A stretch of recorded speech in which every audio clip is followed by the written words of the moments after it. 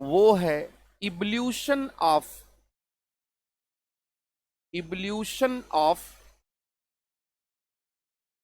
Indian evolution of Indian constitution. ये जो topic है ये आईएएस मेन का पहला जो टॉपिक है उसी के भीतर क्या है, ये टॉपिक कह दिया गया है। इवोल्यूशन ऑफ इंडियन कॉन्स्टिट्यूशन में बच्चों हम लोग क्या क्या पढ़ेंगे, तो पहला तो ये पढ़ेंगे कि मीनिंग क्या है,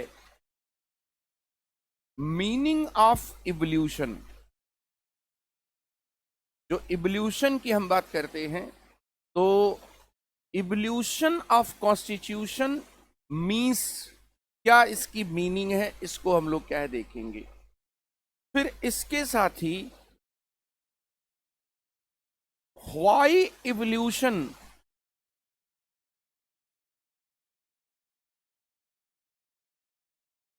व्हाई इवोल्यूशन रिक्वायर्स, इसको क्या हम लोग देखेंगे कि क्यों रिवॉल्यूशन की कॉन्स्टिट्यूशन में जरूरत होती है। और इसके साथ ही कि इवोल्यूशन के एस्पेक्ट्स क्या हैं, इवोल्यूशन ऑफ जो कॉन्स्टिट्यूशन है इसके एस्पेक्ट्स क्या क्या हैं, किसके थ्रू जो है ये होता है।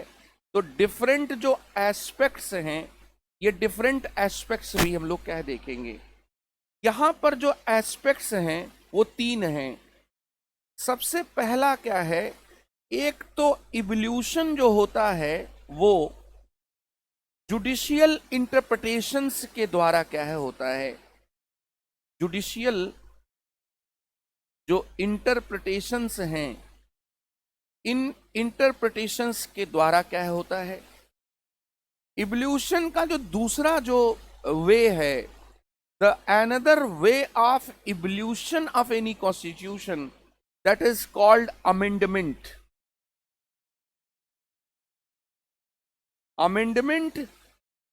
And in Indian context, power to amend constitution is vested in parliament under article 368 of the constitution.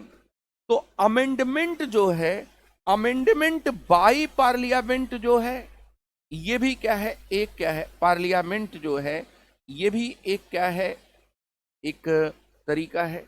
And evolution of the constitution happens through political behaviour and political interactions. जैसे कई बार क्या होता है कि गवर्नमेंट ऑफ इंडिया जो है उसने India के कॉन्स्टिट्यूशन को रिव्यू करने के लिए कुछ कमेटीज क्या है फॉर्म की। जैसे MN Venkatachaliah commission, national commission for review of working of the constitution, that is called in short NCRWC. NCRWC The NCRWC was chaired by Justice M.N. Venkatchalaiah and Atal Bihari Vajpayee ji has constituted this commission. तो ये इस तरह के जो commission होते हैं, वो commission क्या करते हैं, वो कॉन्स्टिट्यूशन में कौन सी चीजें ऐसी हैं जिनको क्या है इवॉल्व किया जाए। वो इवॉल्वमेंट जो है वो कई बार क्या होता है कि वो कन्वेंशंस के थ्रू भी हो सकता है, ये वो या पॉलिटिकल बिहेवियर के थ्रू भी हो सकता है, और कई बार अमेंडमेंट के थ्रू होगा। तो यहां पर बच्चों नेक्स्ट जो है कि by political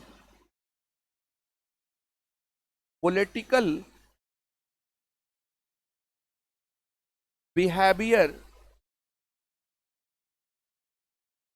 such as National Commission for Review of Working of the Constitution, NCRWC, that is also called MN Venkatchalaya, MN Venkatchalaya Commission, and this commission was constituted in 1998, and the name of the commission itself suggests us, ये जो name है ये जो है वो खुद suggest करता है कि review of the working of the constitution. इसका मतलब कि कॉन्स्टिट्यूशन को प्रेजेंट कॉन्टेक्स्ट में कैसे हम और अच्छा बना सकते हैं, इसलिए उसका क्या है, रिव्यू करना है।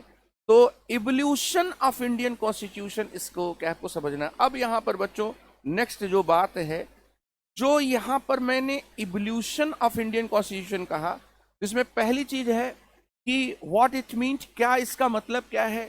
तो जब हम लोग इवोल्यूशन ऑफ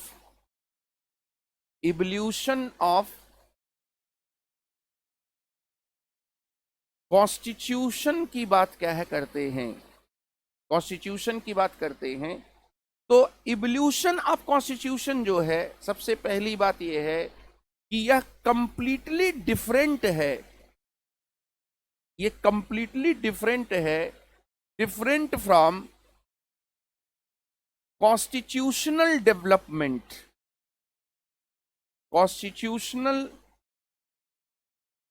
डेवलपमेंट। ठीक है, क्यों? क्योंकि कॉन्स्टिट्यूशनल जो डेवलपमेंट है वो कब होता है, कॉन्स्टिट्यूशनल डेवलपमेंट जो होता है वो दरअसल फ्रेमिंग ऑफ द कॉन्स्टिट्यूशन के पहले होता है। मतलब this process happens before the framing of the constitution. तो यहां पर क्या है कि हम लोग ये कहेंगे कि this process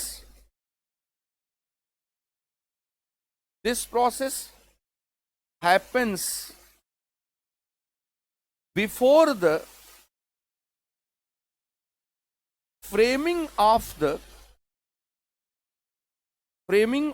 the constitution। second important thing, framing of the constitution के पहले ये होता है, लेकिन जो evolution of constitution है ये कब होता है, when constitution comes into being, after evolution of constitution starts। यहां पर जब कोई कॉन्स्टिट्यूशन अस्तित्व में आ जाता है और जब हम उसको क्या है कि वी टेक इनटू इफेक्ट, जब हम उसको लागू करना शुरू करते हैं, तो इवोल्यूशन ऑफ कॉन्स्टिट्यूशन क्या होता है। तो वाइल, यहां पर हम ये कह सकते हैं कि while evolution of constitution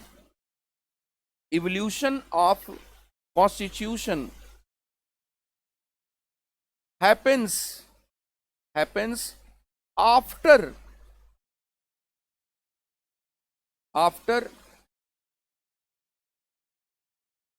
the implementation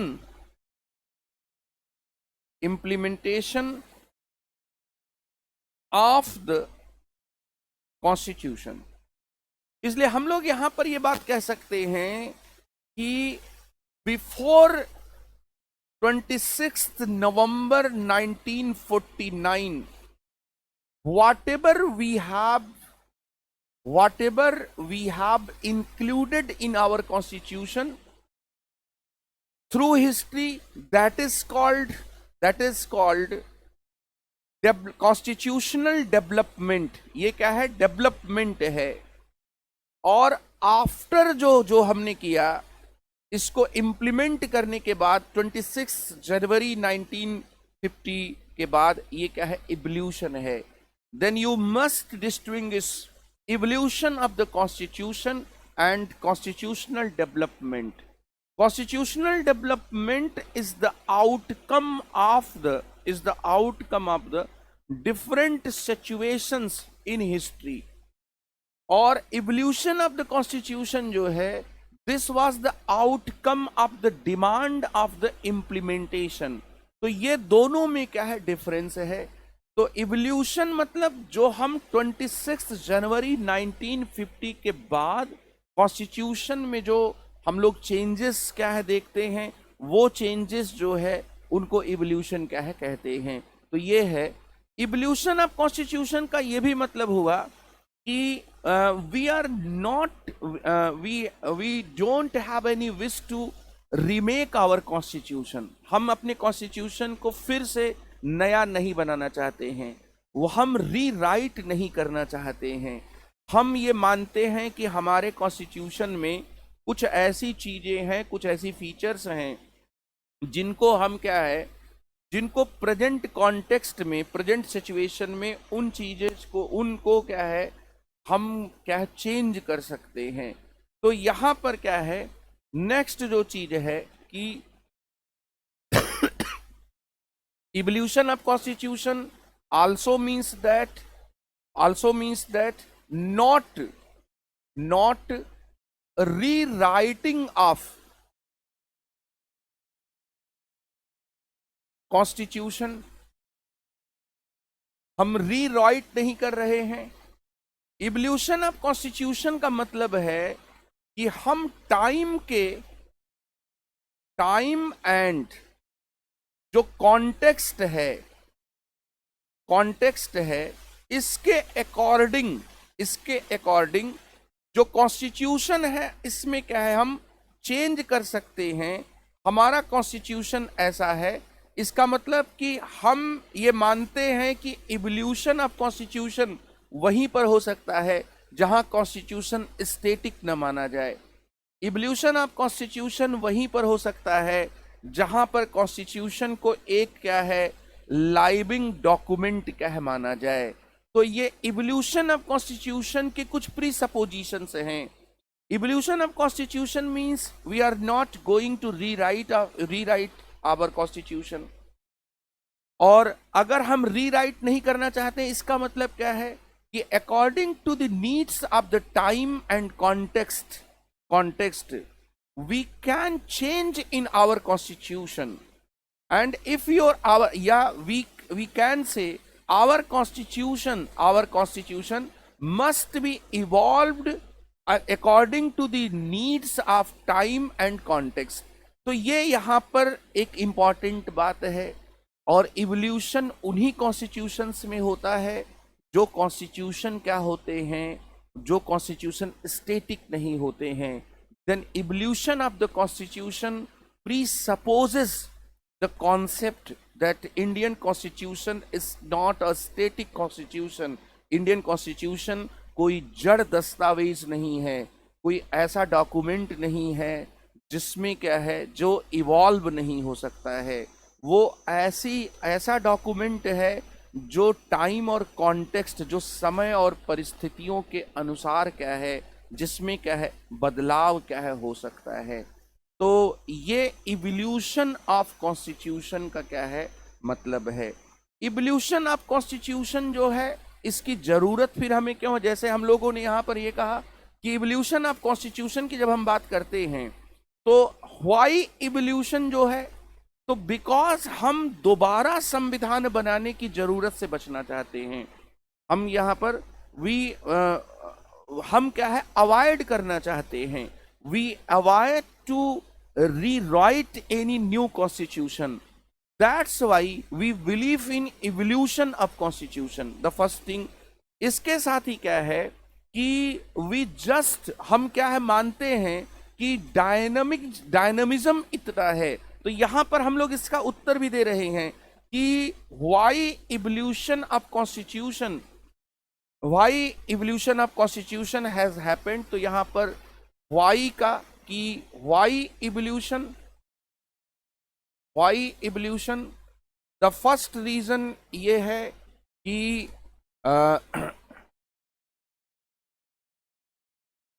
rewriting of new constitution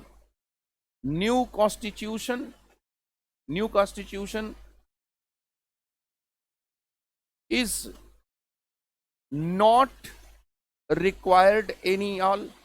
किसी भी तरह से क्या इसकी रिक्वायरमेंट नहीं है।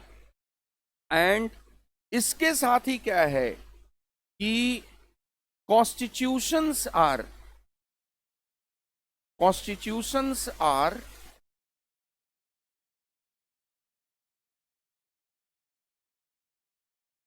living documents and we can change them according to the requirement of the time and context.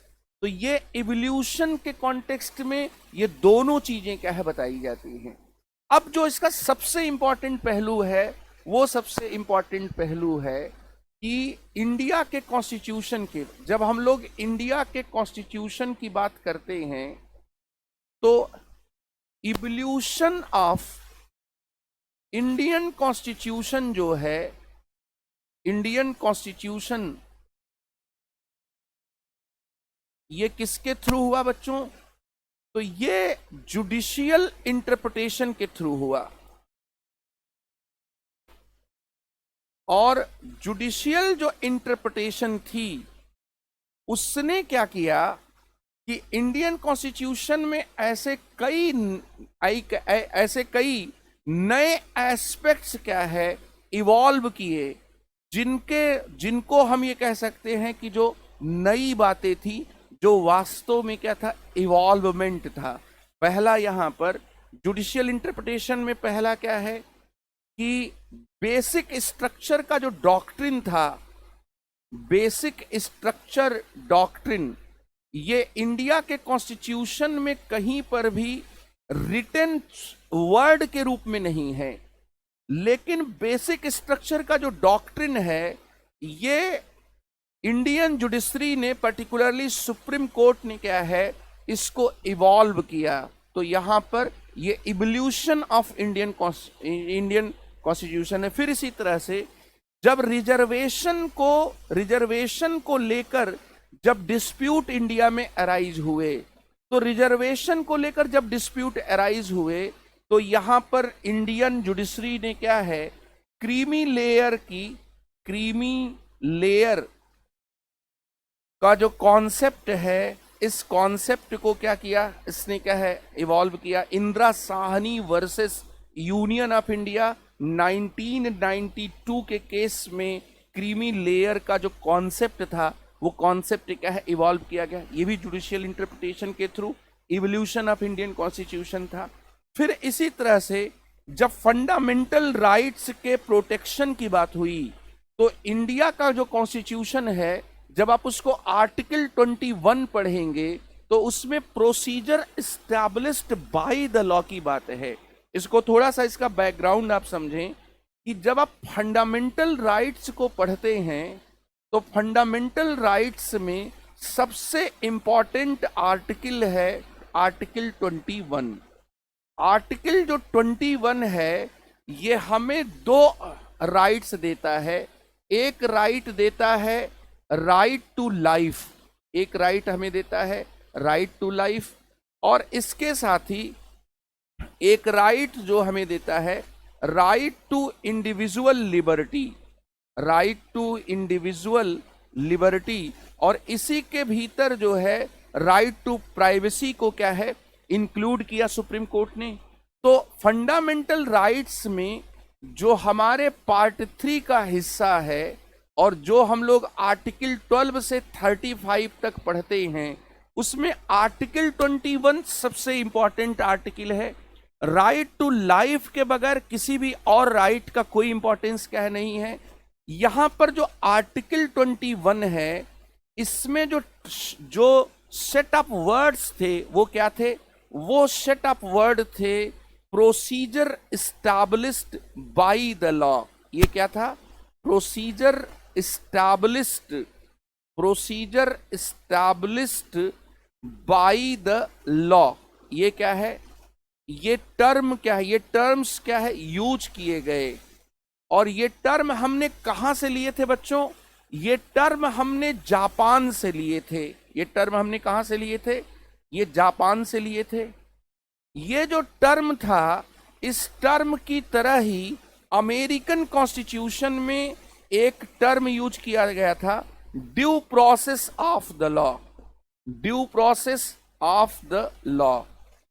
ये जो टर्म था ये अमेरिकन कॉन्स्टिट्यूशन में या यूएसए के कॉन्स्टिट्यूशन में यूज किया गया था, हमारे कॉन्स्टिट्यूशन में ये यूज किया गया था, लेकिन जुडिशियल इंटरप्रिटेशन में in the case of Maneka Gandhi के केस में क्या हुआ, 1978 में इंडिया के सुप्रीम कोर्ट ने कहा कि हम केवल procedure established bye the law के ग्राउंड पर ही डिसीजन नहीं देंगे, हम किसी भी लॉ को यह भी देखेंगे कि वो उसमें राइटियसनेस है कि नहीं है। हम केवल लॉ के इंप्लीमेंट करने वाले प्रोसीजर को ही नहीं देखेंगे, हम लॉ के प्रोसेस को भी देखेंगे, लॉ के कंटेंट को भी देखेंगे। जैसे यहां पर कि अगर हम लोग महात्मा गांधी जी की बात करें तो महात्मा गांधी जी ने जो नमक कानून बनाया गया था, जो लॉ, जो सॉल्ट से रिलेटेड लॉ था, उस लॉ का क्या किया, उन्होंने अपोज किया। अगर मैं यहां पर आपसे क्वेश्चन पूछूं कि Mahatma Gandhi oppose the law of salt in British period, what were the reason behind this, इसके पीछे रीजन क्या थे? क्या वो ये कह रहे थे कि इसको इंप्लीमेंट करने का जो प्रोसेस होगा वो इंडियंस के लिए बहुत ही अनजस्ट होगा, या वो ये कह रहे थे कि लॉ ऑफ सॉल्ट जो है उसका जो कंटेंट है वो कंटेंट ही क्या है, अनजस्ट है। यहां पर महात्मा गांधी जो है वो ये कह रहे थे कि इन content, in the terms of the content, the law was itself unjust. अगर हम कानून की विषय वस्तु की, कानून के भीतर जो बात है, अगर हम उसकी बात करें तो ये कानून ही गलत है, अन्यायपूर्ण है। तो we can reject any law on two grounds, on two different grounds. We can reject any law on the ground of implementation, हम ये कहें कि पुलिस को बहुत पावर मिल जाएगा, and we can reject any law on ground of the content, हम content के आधार पर भी कर सकते हैं। तो इंडिया का जो कॉन्स्टिट्यूशन है उसने कहा कि procedure established bye the law, आप केवल प्रोसीजर देखो लॉ का, आप लॉ के प्रोसीजर के ग्राउंड पर आप किसी भी लॉ को क्या कर सकते हैं, रिजेक्ट कर सकते हैं। लेकिन यहां पर इंडिया के सुप्रीम कोर्ट ने कहा कि in the case of violation of fundamental rights we can look at the issue of the content of the law and we will cross the boundary and will take the principle due process of the law, and that is the landmark judgment about the extending scope of the fundamental rights। जो fundamental rights थे उनके विस्तार में ये बहुत ही महत्वपूर्ण बात थी। तो यहां पर बच्चों क्या है कि नेक्स्ट चीज क्या है भाई, जुडिशियल इंटरप्रिटेशन में नेक्स्ट चीज क्या है, due process of the law, due process of the law. मेरे साथ इस टॉपिक को नोट करते चलेंगे तो आपको इंडियन जो कॉन्स्टिट्यूशन में जो भी चेंजेज हुए हैं लास्ट जो है 73 ईयर्स में, आप उन चेंजेस को समझ पाएंगे, क्या नया हमने ऐड किया है। तो we have appreciated due process of the law in case of Maneka Gandhi, and that case was 1978 case. तो due process of the law की बात क्या है की गई। फिर इसके साथ ही बच्चों we don't have a single word about the collegium. Collegium is a system of appointment of Supreme Court and High Court judges, as well as it is a system of transfer of High Court judges. What is collegium? Collegium means college of the senior most judges, and college means group. Then when we utter the word collegium means group of the senior most judges. and you will not find a single word, even a single C in our constitution about collegium.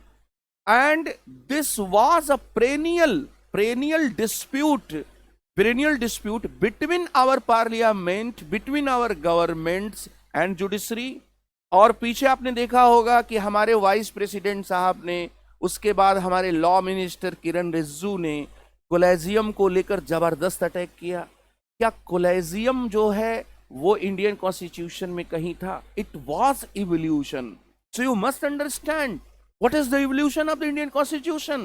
There was not a single word about delivering reservation, the concept of the creamy layer.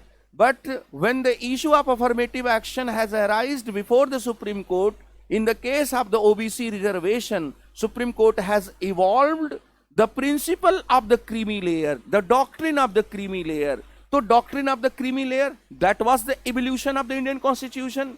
Basic structure doctrine, that was the perennial, that was the most significant evolution of the Indian constitution.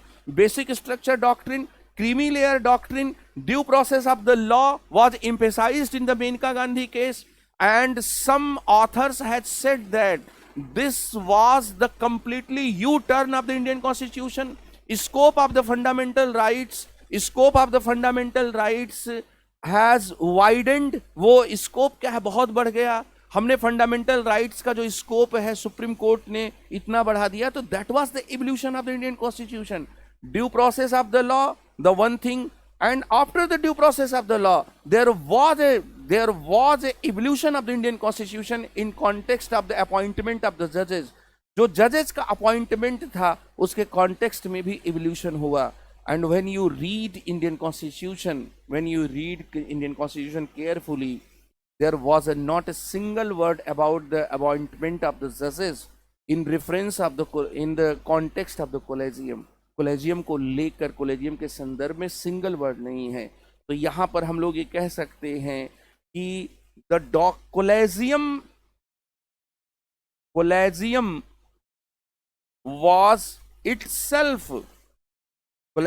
was itself evolution of Indian Constitution. India का president जो है वो जजेस को appointment करेगा after the consultation of the chief justice of India.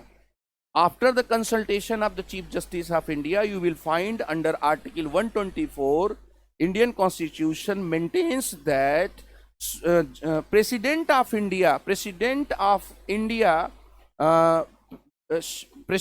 India appoints supreme court जजेस and high court जजेस। लेकिन वहां पर कंसल्टेशन की बात की गई थी, तो एक कोलेजियम आया, और कोलेजियम कब आया बच्चों? ये सेकंड जजेस केस में आया। द फर्स्ट जजेस case was the SP Gupta को केस, एंड सेकंड जजेस case was the supreme court advocate on record association case. ये सब आपको याद हो जाएगा। यू डोंट बी पैनिक, आपको पैनिक होने की जरूरत नहीं है। अभी आप जुडिशियल इंटरप्रिटेशन से कैसे इंडियन कॉन्स्टिट्यूशन इवॉल्व करता है, इस इवॉल्व को क्या है आपको समझना है। And one most important thing, what about the judicial activism. देखो आगे आपको बताया जाएगा कि under article 32 of the Indian constitution supreme court has the power to issue mandamus writ, issue habeas corpus writ, issue prohibition writ। तो जो Ritz हैं उनको आर्टिकल 32 में सुप्रीम कोर्ट के लिए क्या बताया गया है। जो रिट इशू करने का पावर है उसको सुप्रीम कोर्ट ने क्या किया, एक्सटेंड किया। एंड इन द जैन हवाला डायरी केस, आगे इसका एक्सप्लेनेशन आपको किया जाएगा, उसमें सुप्रीम कोर्ट ने कॉन्टिन्यूइंग मैंडमस का प्रिंसिपल दिया कि जो आज अगर हम देखते हैं कि कोई भी डिमांड होती है, जैसे अडानी का केस अभी आया, और अडानी के केस में कल पॉलिटिकल पार्टीज ने स्पेसिफिक रूप पे कांग्रेस ने बच्चों 2 डिमांड की। एक डिमांड ये की कि या तो आप ज्वाइंट पार्लियामेंट्री कमेटी बनाइए, और ये जो अडानी को जो LIC ने और SBI ने अडानी के कंपनीज के जो शेयर जो परचेज किए हैं उसकी जांच हो, ठीक है, एक तो ये है। और एक दूसरे, या तो आप क्या है सुप्रीम कोर्ट के लीडिंग में इंक्वायरी सेटअप करिए। What immense faith reposed in Supreme Court in Indian schemes। कितना गहरा विश्वास है सुप्रीम कोर्ट में। सुप्रीम कोर्ट ने यह विश्वास कैसे अर्जित किया? सुप्रीम कोर्ट फंडामेंटल राइट्स का एक बहुत बड़ा प्रोटेक्टर बनकर आया। फंडामेंटल राइट्स का जो प्रोटेक्शन उसने किया, उसमें सुप्रीम कोर्ट जो है वो लोगों के जहन में, लोगों के भीतर क्या है, उसने एक स्थान बनाया। लेकिन ये सुप्रीम कोर्ट ने किया कैसे? सुप्रीम कोर्ट ने जो उसको पावर्स दिए गए थे, उन पावर्स की बहुत ही कॉम्प्रिहेंसिव एक्सप्लेनेशन की। तो यहां पर बच्चों नेक्स्ट जो है the new concept of continuing mandamus, new concept of continuing mandamus, ये जैन हवाला केस 1998 का केस था। इसमें सुप्रीम कोर्ट ने क्या किया कि जो जुडिशियल एक्टिविज्म था, उस जुडिशियल एक्टिविज्म को वो नेक्स्ट लेवल पर लेकर गया कि केवल जब हम कोई ऑर्डर देंगे तो उस ऑर्डर में हम केवल एक बार ऑर्डर देकर we will not remain silent, हम चुप नहीं हो जाएंगे। हम उस ऑर्डर के बाद जो प्रोग्रेस हुई है उस प्रोग्रेस को भी देखेंगे। And if we have ordered any inquiry regarding any scam, we can ask CBI to present report before the supreme court. ये जो सिचुएशन है ये भी इवॉल्विंग थी। तो जुडिशियल एक्टिविज्म इससे एक नए लेवल पर क्या है गया, ये भी evolution of the Indian constitution था। And most important thing is that Supreme Court has evolved principle of the constitutional morality. Constitutional morality का जो केस था वो, या जो प्रिंसिपल था, वो LGBT, लेस्बियन, गे, बाइसेक्सुअल, ट्रांसजेंडर, LGBT के केस में बच्चों सुप्रीम कोर्ट ने कॉन्स्टिट्यूशनल मोरालिटी की बात की। कॉन्स्टिट्यूशनल मोरालिटी की बात उसने सबरीमला के केस में की। सबरीमला केरल में एक जगह है और सबरीमला में एक भगवान लॉर्ड अयप्पा का मंदिर है। सबरीमला के उस मंदिर में महिलाओं को, जिनको मेंस्ट्रुअल साइकिल होता है, जो मेंस्ट्रुअल साइकिल वाली उम्र की महिलाएं हैं, मतलब 10 साल से ज़्यादा और 60 साल तक की महिलाओं को अलाउड नहीं है सबरीमला के मंदिर में। सबरीमला के मंदिर के इस कस्टम को लीगल क्या, या इस कस्टम को दरअसल क्या है, जेंडर इनइक्वलिटी का उदाहरण माना गया। It was a case of gender inequality. और सबरीमला के केस में सुप्रीम कोर्ट ने कॉन्स्टिट्यूशनल मोरालिटी की बात करते हुए जो महिलाएं थीं उनको भी क्या है, उनको भी अलाउड किया गया। Then we are just turning to the concept of the constitutional morality. इसमें हम लोग कहेंगे कि जो कॉन्स्टिट्यूशनल मोरालिटी है, ये कॉन्स्टिट्यूशनल मोरालिटी भी क्या है, एक बहुत इंपॉर्टेंट क्या है प्रिंसिपल है, जो 2016 के और उसके पहले के कुछ केसेस में क्या है दी गई। तो this was just a glimpse of the evolution of Indian constitution. It was not an exhaustive list, you can't say that is comprehensive list of the judicial interpretations that was given by Supreme Court of India। ये कोई exhaustive list नहीं है, ये evolution of the Indian constitution का कुछ आपको क्या झलक है। जो हिंदी फिल्म का गाना है ना कि झलक दिखला जा, तो ये झलक है कि इंडिया के कॉन्स्टिट्यूशन को कैसे अपने जुडिशियल इंटरप्रिटेशन से सुप्रीम कोर्ट ने क्या है कैसे इवॉल्व किया।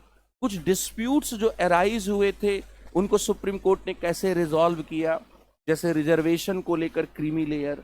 इसके साथ ही अमेंडमेंट के पावर को लेकर, पार्लियामेंट के पास जो अमेंडमेंट का पावर था, उस पावर को लेकर जो बातें की गई, तो ये है बच्चों, ये फर्स्ट क्या है, डायमेंशन है, अमेंडमेंट, जुडिशियल इंटरप्रिटेशन एंड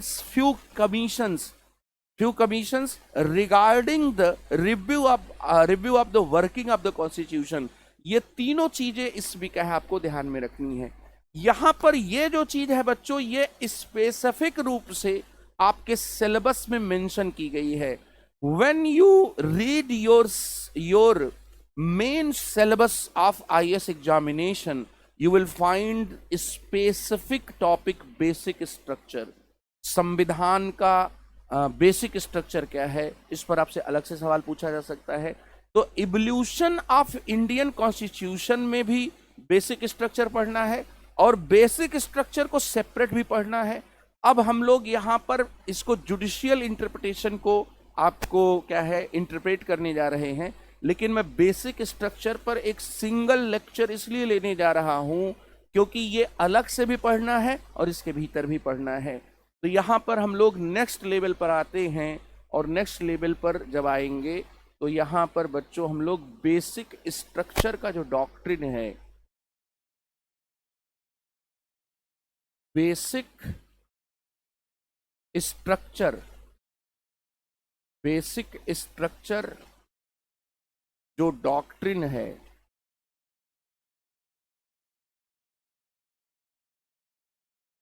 इस बेसिक स्ट्रक्चर डॉक्ट्रिन को क्या है, हम लोग यहां पर क्या है देखेंगे। बेसिक स्ट्रक्चर डॉक्ट्रिन जो है, सबसे पहले हम ये देखेंगे कि what is basic structure. The first important thing is what is basic structure. फिर इसके साथ ही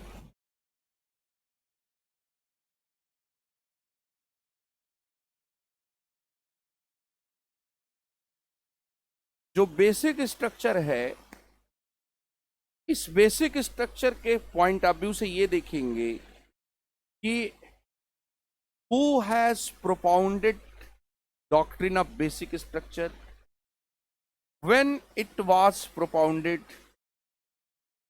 इसके साथ ही इन which case it was propounded,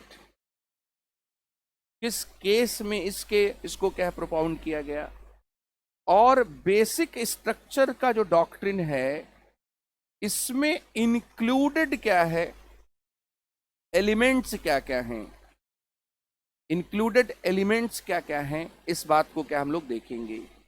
फिर इसके साथ ही बच्चों बेसिक स्ट्रक्चर का जो डॉक्ट्रिन है, इस बेसिक स्ट्रक्चर के डॉक्ट्रिन को, इसमें सबसे एक चीज ये देखेंगे कि इसको प्रोपाउंड भले ही किया गया 1973 में, लेकिन इसे बार बार क्या है आगे चलकर रीएफर्म किया गया। ये रीएफर्म किया गया, तो प्रोपाउंडेड एंड रीअफर्म्ड। फिर इसके बाद क्या है, इसको क्या है, इसका भी डेवलपमेंट हुआ, इस डॉक्ट्रिन का भी क्या हुआ, डेवलपमेंट हुआ। तो इसमें डेवलपमेंट के भी एलिमेंट्स को देखेंगे, और इसके साथ ही इस डॉक्यूमेंट या ये जो डॉक्ट्रिन है, इस डॉक्ट्रिन की लिमिटेशंस को या इसका जो क्रिटिसिज्म होता है, इस क्रिटिसिज्म को क्या है देखेंगे। Basic structure doctrine is the most important subtopic of the Indian Constitution, and you will get a question in prelims examination as well as in main examination also. Or apart from the pre and main question, you will find in all political public debates there was few important questions regarding basic structure doctrine। तो basic structure जो है, सब यहां पर ये points हैं। अब इसमें क्या है, सबसे पहले कि अगर आपसे ये कहा जाए, अगर मैं आपसे कहूं कि व्हाट इज बेसिक स्ट्रक्चर, यहां पर अगर इसको कहूं कि what what is basic structure?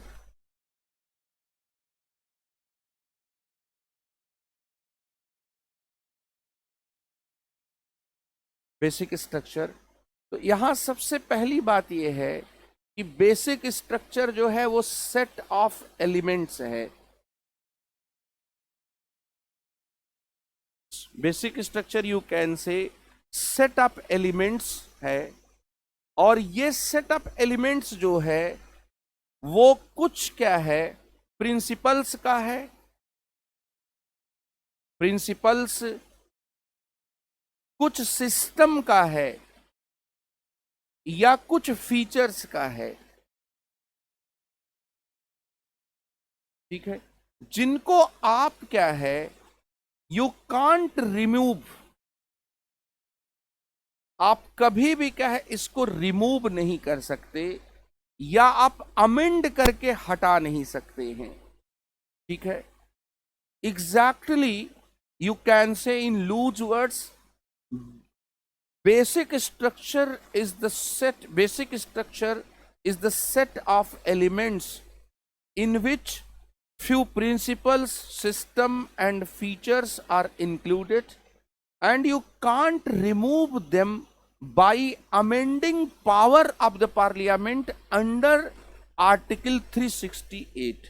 जब आप आर्टिकल 368 को पढ़ते हैं तो 368 में पार्लियामेंट के पास क्या है, जो पार्लियामेंट है इसके पास क्या है, इसके पास अमेंडमेंट का पावर है, और इस अमेंडमेंट के पावर के द्वारा आप क्या है, इन प्रिंसिपल्स को, इस जो सिस्टम है जिसको बेसिक स्ट्रक्चर के भीतर रखा जाएगा, जो फीचर्स हैं उनको आप हटा नहीं सकते। यू कांट अमेंड देम, उनको आप उनको क्या है, अमेंडमेंट के थ्रू क्या हटा नहीं सकते हैं।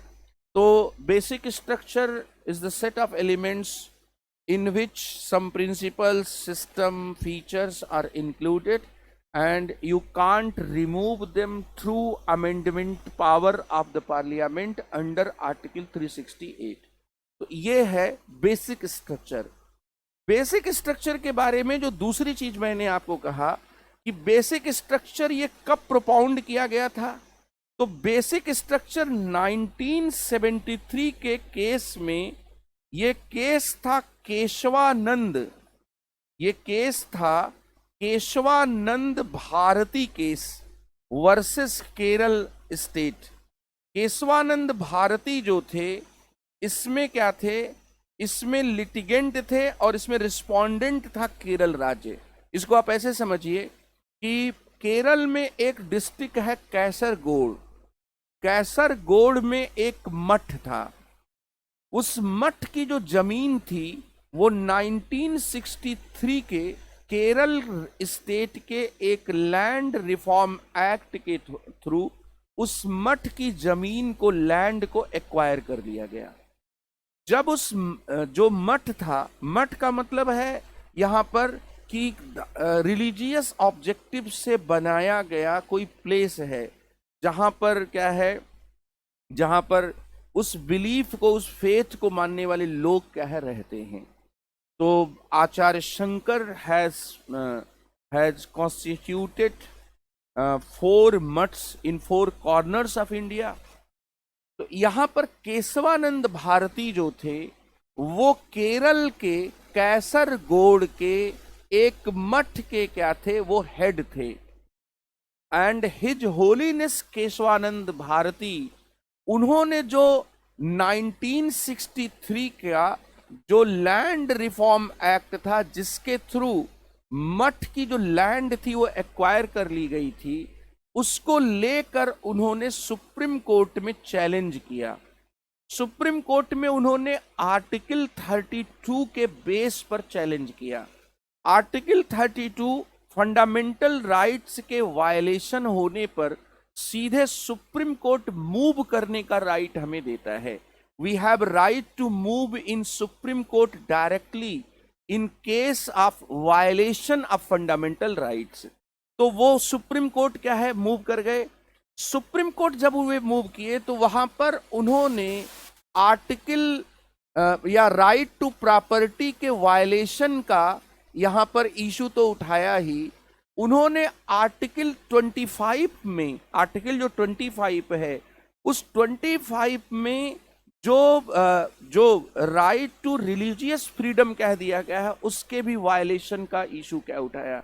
तो आर्टिकल 25, आर्टिकल 19 को उस समय उसमें प्रॉपर्टी राइट इंक्लूडेड था। प्रॉपर्टी राइट बाद में 44th अमेंडमेंट के द्वारा फंडामेंटल राइट्स के चैप्टर से क्या है निकाल दिया गया। तो his holiness Keshavananda Bharati, the head of the Kasaragod math, Keshwanand Bharati moved in Supreme Court, and the reason was violation of fundamental right, and violation of fundamental right, particularly property right and right to freedom of religion, और इसके आधार पर क्या हो supreme court गए। तो ये जो basic structure का जो केस है बच्चों, ये केशवानंद भारती वर्सेस केरल स्टेट का क्या है केस है। एक तो ये बात है, ये 1973 में ये जो केस है इस पर डिसीजन डिलीवर किया गया। ये 1973 में क्या है, यह केस क्या है, और इस पर डिसीजन सुप्रीम कोर्ट ने दिया। तो सुप्रीम कोर्ट ने इस पर क्या है डिसीजन दिया, और सुप्रीम कोर्ट ने इसमें जो डिसीजन दिया उसमें एक इंपॉर्टेंट बात क्या कही। सुप्रीम कोर्ट ने यहां पर जो डिसीजन दिया बच्चों, उस डिसीजन में इंपॉर्टेंट बात क्या थी कि क्या आर्टिकल 368 जो है, जो इंडियन कॉन्स्टिट्यूशन का है, जो पावर टू अमेंड देता है, पावर टू अमेंड कॉन्स्टिट्यूशन, आप कॉन्स्टिट्यूशन को क्या है इसके थ्रू क्या है अमेंड कर सकते हैं। और ये पावर टू अमेंड जो है, power to amend Indian constitution is vested in Indian parliament. ये इंडियन पार्लियामेंट को क्या है देता है। ये पावर टू जो अमेंड है, ये पावर टू अमेंड जो है, ये लिमिटेड है या अनलिमिटेड है। ये अनलिमिटेड है तो इसका मतलब क्या है कि ये कॉन्स्टिट्यूशन के किसी भी पार्ट को क्या है चेंज कर सकता है। और अगर ये लिमिटेड है तो ये कॉन्स्टिट्यूशन के फंडामेंटल राइट्स को क्या है ये चेंज नहीं कर सकता है। यहां पर जो केशवानंद भारती केस था, उसमें जो इशू था फंडामेंटल राइट्स के वायलेशन का जो इशू था, वो दरअसल क्या है पार्लियामेंट के अमेंडमेंट के पावर से क्या है जुड़ गया। और उसका रीजन क्या है, उस रीजन को आप समझिए कि we have first amendment of the Indian constitution, और इस फर्स्ट अमेंडमेंट के थ्रू 1951 में हमने एक 9th जो शेड्यूल है वो शेड्यूल फॉर्म की। 9th schedule was the list of, या 9th schedule is the list of 284 plus laws। और जो भी 9th शेड्यूल में डाला जाता है उसको क्या है फंडामेंटल राइट्स के वायलेशन के आधार पर आप उस लॉ को क्या कर सकते हैं, चैलेंज नहीं कर सकते हैं। तो जो केरल का जो लॉ था, ये केरल का लॉ जिस 1963 वाला, जिसने केशवानंद भारती जिस मठ के चेयरपर्सन थे, उस मठ की जमीन को जो उसने एक्वायर किया था, वो लॉ 9th शेड्यूल में क्या है डाल दिया गया था। और 9th शेड्यूल में लॉ को अगर डाल दिया जाता है तो फंडामेंटल राइट्स के वायलेशन के आधार पर, फंडामेंटल राइट्स के वायलेशन के आधार पर यू कांट चैलेंज। अब यहां पर ये जो मठ की जमीन थी, लैंड थी, उसको क्वेश्चन तभी किया जा सकता था जब इस अमेंडमेंट के पावर को क्या है क्वेश्चन क्या किया जा सके कि इंडिया के कॉन्स्टिट्यूशन के फंडामेंटल राइट्स को इन्फ्लुएंस करने वाले किसी भी अमेंडमेंट को या किसी भी प्रोसेस को किसी भी प्रोसेस को एक्सेप्ट किया जा सकता है, क्योंकि आर्टिकल 368 जो है वो क्या है, इंडिया के पार्लियामेंट को अनलिमिटेड पावर कह देता है। केशवानंद भारती केस में जो लैंडमार्क वर्डिक्ट था वो ये था कि Indian parliament under article 368 has no unlimited power. इसके पास अनलिमिटेड पावर क्या है, नहीं है। वो उसके पास जो पावर है वो लिमिटेड पावर है, और ये लिमिटेड पावर इसलिए है कि Indian parliament under article 368 can't amend the basic structure of the constitution. तो लिमिटेड कैसे हो गया, क्योंकि इस कॉन्स्टिट्यूशन की एक बेसिक स्ट्रक्चर है, जिस बेसिक स्ट्रक्चर को क्या है, ये अमेंड नहीं कर सकते हैं। And in this context basic structure doctrine was landmark doctrine, because here we are interpreting, हम क्या यहां पर एक्सप्लेन कर रहे हैं कि under article 368 Indian parliament has no vested unlimited power of amendment. Indian parliament के पास अनलिमिटेड पावर नहीं है, इंडियन पार्लियामेंट के पास लिमिटेड पावर है। और लिमिटेड पावर कैसे है कि Indian parliament can't change in constitutions basic structure. ये केशवानंद भारती का क्या है, मामला था। मतलब यहां पर कि एक लैंड थी, उस लैंड को एक लॉ के थ्रू केरल में क्या कर लिया गया, उस लैंड को क्या कर लिया गया, एक्वायर कर लिया गया, उसका एक्विजिशन किया गया। उस लैंड को एक्विजिशन करने वाला जो लॉ था, वो लॉ 9th शेड्यूल में क्या है, डाल दिया गया था। और 9th शेड्यूल में डाले गए लॉ को आप फंडामेंटल राइट्स के आधार पर चैलेंज नहीं कर सकते थे। तो यहां पर फंडामेंटल राइट्स के आधार पर चैलेंज नहीं कर सकते थे, तो केशवानंद भारती केस में जो पार्लियामेंट का जो ये पावर था, जिसमें वो 9th शेड्यूल क्रिएट कर सकती थी फंडामेंटल राइट्स के वायलेशन के संदर्भ में, यहां पर उसी पावर को क्या है, चैलेंज कर दिया गया था। कि अगर आप ये कहते हैं कि आप किसी लॉ को चैलेंज नहीं कर सकते, क्यों नहीं चैलेंज कर सकते, क्योंकि हमने इसको 9th शेड्यूल में क्या है, डाल दिया है। 9th शेड्यूल में इंक्लूडेड लॉ को यू कांट चैलेंज। तो यहां पर ये जो केस था, ये केस ये कह रहा है कि हम उस 9th शेड्यूल को क्रिएट करने वाले पावर, फंडामेंटल राइट को लिमिट करने वाले पावर को चैलेंज कर रहे हैं। हम आर्टिकल 368 में जो पार्लियामेंट के अमेंडमेंट का पावर है उसको चैलेंज कर रहे हैं कि वो पावर कॉन्स्टिट्यूशन अनलिमिटेड नहीं देता है, वो पावर कॉन्स्टिट्यूशन क्या देता है, लिमिटेड पावर देता है। तो when you here about the basic structure of Indian Constitution or the basic structure doctrine, you must correlate this doctrine with Article 368 of the Indian Constitution, because 368 of the Indian Constitution has a limitation, and this limitation is linked with the basic structure of the Indian Constitution. तो ये यहाँ पर आपको मैंने बातें क्या है बताई, और ये जो चीज है मैं फिर से रिवाइज कर रहा हूं कि what is basic structure of the constitution. Basic structure, you can से basic structure is just like a set of elements in which few principles, systems and features are included, and you can't remove them through amendment of the law. आप उसको amendment के द्वारा क्या remove नहीं कर सकते। ये बेसिक स्ट्रक्चर है। जैसे एक मकान होता है, तो मकान में अगर कोई टेनेंट है, वो टेनेंट क्या है, वो मकान के इंटीरियर को चेंज कर सकता है, लेकिन जो टेनेंट है वो लैंडलॉर्ड नहीं है।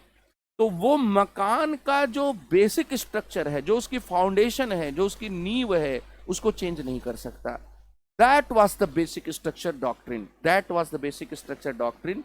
अब बेसिक स्ट्रक्चर डॉक्ट्रिन में फिर मैंने दूसरी चीज क्या बताई कि basic structure doctrine was propounded bye supreme Court of India, ये सुप्रीम कोर्ट ऑफ इंडिया के द्वारा प्रोपाउंड किया गया। केशवानंद भारती वर्सेस केरल स्टेट के केस में किया गया। 1973 में क्या है ये डॉक्ट्रिन क्या है प्रोपाउंड किया गया। और यहां पर एक सवाल ये उठा कि in the basic structure doctrine what are the basic structures, basic structure दरअसल है क्या। तो यहां पर आपको ये जानकर थोड़ा सा एक पेसिमिज्म आएगा कि कोर्ट ने बेसिक स्ट्रक्चर की कोई एग्जॉस्टिव लिस्ट नहीं दी, कोर्ट ने कंप्लीट कोई लिस्ट नहीं दी। कोर्ट ने कहा कि हम केस टू केस क्या है देखेंगे। हालांकि कोर्ट ने कुछ फीचर्स को बताया, लेकिन ये नहीं कहा कि ये बेसिक स्ट्रक्चर की कंप्लीट लिस्ट है। अगर बेसिक स्ट्रक्चर की कंप्लीट लिस्ट मिल जाए तो उन चीजों को छोड़कर हम ये कह सकते हैं कि we can amend in our constitution under article 368 and our parliament has sufficient power to amend these provisions. तो यहां पर जो इंक्लूडेड जो एलिमेंट हैं उन इंक्लूडेड एलिमेंट को क्या है ये नहीं बताया गया। ये 2 पॉइंट क्या है आपको क्या है मैंने समझाया। लेकिन जो डॉक्ट्रिन ऑफ बेसिक स्ट्रक्चर था, इस डॉक्ट्रिन ऑफ बेसिक स्ट्रक्चर के 3 एस्पेक्ट्स हैं जो आपको ध्यान में रखना चाहिए। अब यहां पर हम लोग नेक्स्ट इसमें आते हैं बेसिक स्ट्रक्चर के पॉइंट पर कि ये क्या है। नेक्स्ट हम लोग आते हैं कि जो बेसिक स्ट्रक्चर जो डॉक्ट्रिन है, डॉक्ट्रिन ऑफ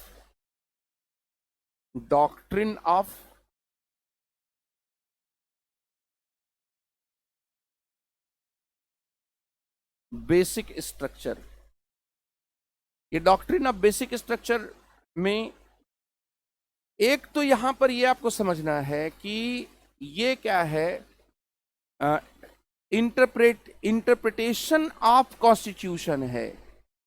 तो हम लोग ये कह सकते हैं कि it was just a principal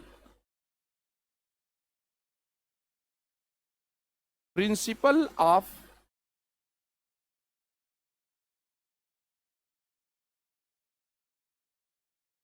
interpretation of the constitution. The one aspect ये है कि हम इसको क्या है प्रिंसिपल कहेंगे, जैसे कि principle doctrine of severability, doctrine of pith and substance, in the same sense doctrine of basic structure. जब हम लोग किसी भी कॉन्स्टिट्यूशन को इंटरप्रेट करते हैं तो इंटरप्रेट करने का भी तो डॉक्ट्रिन है। तो doctrine of basic structure you can से it was a principle of interpretation of Indian constitution. And Indian constitution को केवल आपको टेक्स्ट के बेस पर क्या है इंटरप्रेट नहीं करना चाहिए, आपको कॉन्टेक्स्ट के बेस पर भी क्या है करना चाहिए। तो we are just leading in direction of contextualism. हम टेक्सचुअलिज्म के डायरेक्शन में नहीं जा रहे हैं। जैसे कुछ लिखा हुआ है, जो मान लीजिए कि जैसे रामचरितमानस जो है वो गोस्वामी तुलसीदास जी ने उसको लिखा, तो गोस्वामी तुलसीदास जी के जो वर्ड्स हैं उनको उनके इंटेंशन के, उनको उस सिचुएशन के आधार पर इंटरप्रेट करें या उसको प्रेजेंट कॉन्टेक्स्ट में इंटरप्रेट करें। तो ये कहा जा रहा है कि Supreme Court has changed the interpretative principle in the case of the Keshavananda Bharati. दरअसल पहले सुप्रीम कोर्ट क्या था, in the case of the Sajjan Singh versus Rajasthan state, in the other cases, इसमें क्या है इन केसेस में सुप्रीम कोर्ट टेक्स्ट को देख रहा था, इंपॉर्टेंस दे रहा था। यहां पर वो कॉन्टेक्स्ट को क्या है देने लगा।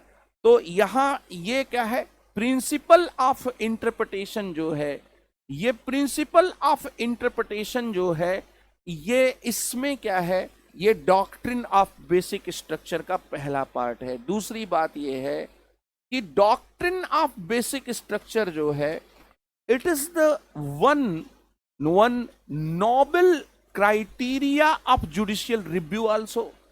दरअसल जब हम किसी भी एक्ट को या किसी भी एक्शन को रिव्यू करते हैं या सुप्रीम कोर्ट रिव्यू करता है, तो रिव्यू करने का भी तो एक ग्राउंड होता है ना। जैसे रिव्यू करने का एक ग्राउंड है कि फंडामेंटल राइट्स का वायलेशन हो रहा है या नहीं हो रहा है। जैसे मान लीजिए कि आप पठान मूवी देखने गए, तो पठान मूवी को आप रिव्यू कर रहे हैं। रिव्यू करने में आप ये कह रहे हैं कि पठान मूवी जो है वो बहुत अच्छी मूवी है, थ्रू आउट इंटरटेनमेंट होता है, गाने अच्छे हैं। इसका मतलब कि रिव्यू का ग्राउंड क्या है? इंटरटेनमेंट है। फिर पठान मूवी का लेसन क्या है? तो लेसन कुछ खास नहीं है भाई, ये बहुत लेसन नहीं देती, ये इंटरटेनमेंट की मूवी है। इसका मतलब कि जब हम किसी चीज को रिव्यू करते हैं, we must have ground of reviews, or we earlier we have several grounds of reviews, but these grounds are based on only our constitution. ये जो grounds थे, ये grounds हमारे constitution पर based थे कि whether the violation of fundamental rights is happened or not, you must see whether the division of the power which is included in our which is invested in our constitution, that is followed or not. तो हमारे पास क्या है? Review के ground होते थे, fundamental rights, division of power, constitution. यहां पर हमारे पास रिव्यू का एक और ग्राउंड आ गया, basic structure. You can't amend those things which are related to the basic structure of the constitution। तो यहां पर बच्चों दूसरी बात है कि ये क्या है, एक जुडिशियल रिव्यू का, जो जुडिशियल रिव्यू है, इस जुडिशियल रिव्यू का क्या है, एक बहुत बड़ा क्या है, यहां पर इसका क्या है, आधार क्या है, बनता है, जुडिशियल रिव्यू पर है। और थर्ड इंपॉर्टेंट थिंग क्या है, ये प्रिंसिपल ऑफ जुडिशियल रिव्यू भी है। और थर्ड इंपॉर्टेंट चीज क्या है कि there was a few limitations which are explicit. कुछ ऐसी सीमाएं होती हैं जो बहुत एक्सप्लिसिट होती है, बहुत स्पष्ट होती हैं, और वो ओपनली क्या है, इम्पोज की जाती हैं। कुछ ऐसी लिमिटेशंस होती हैं जो एक्सप्लिसिट नहीं होती हैं, इम्प्लिसिट होती हैं। तो ये बेसिक स्ट्रक्चर का जो डॉक्ट्रिन है, ये अमेंडमेंट जो है, इस अमेंडमेंट पर क्या है, ये एक क्या है, अमेंडमेंट पर इम्प्लिसिट लिमिटेशन क्या है, लगा देता है। इम्प्लिसिट जो लिमिटेशंस है, ये इम्प्लिसिट लिमिटेशन क्या करता है, इम्पोज करता है। तो यू कैन से doctrine of basic structure has 3 aspects.